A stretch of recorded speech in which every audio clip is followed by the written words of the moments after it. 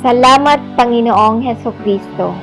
Huwag kalimutan na magpasalamat sa Panginoong Hesukristo sa kung ano ang mayroon ka. Kahit na dumaan ka sa maraming pagsubok ngayon, alam na ang Diyos ay gumagawa pa rin ng mabubuting bagay sa iyong buhay. Huwag gaanong mabahala dahil ikaw ay pagpapalain. Kahit na kung ano ang nangyayari sa iyong paligid, mayroon ka pa ring dahilan upang magpasalamat sa Kanya. Salamat sa Kanya para sa hangin na iyong hininga. Salamat sa Kanya para sa pagkain na iyong kinakain. Magpasalamat sa paggising sa umaga. Alalahanin ang Diyos sa tuwing nakikita mo ang araw. Salamat sa Kanya para sa magagandang bulaklak.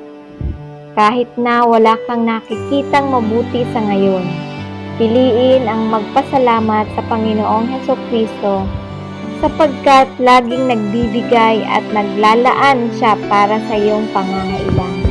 Kahit na ano ang mangyari, huwag ituon ang mga bagay na wala sa iyo.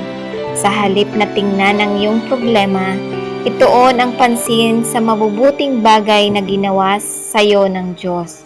Alam ko na hindi madali. Alam ko na dumadaan ka sa isang mahirap na panahon ngayon. Ngunit kapag sinubukan mong tingnan ang mga positibong bagay sa buhay, malalaman mong kontrolin ang iyong emosyon. Sa paglaon, makalusot ka dito. Sasamahan ka ng Panginoong Hesukristo sa anumang paraan. Hawakan niya ang iyong mga kamay. Huwag kang panghinaan ng loob. Huwag kang masiraan ng loob. Ang Panginoong Hesukristo ay gumagawa ng kamangha-mangha para sa iyo. Malalampasan mo ito. Ang kailangan mong lang gawin ay isipin ang mga dakilang bagay na ginawa ng Diyos sa buhay mo. Alalahanin ang lahat ng iyong masasayang sandaling kasama ang Diyos, sapagkat palalakasin ka nito. Magpasalamat ka at laging piliing purihin siya.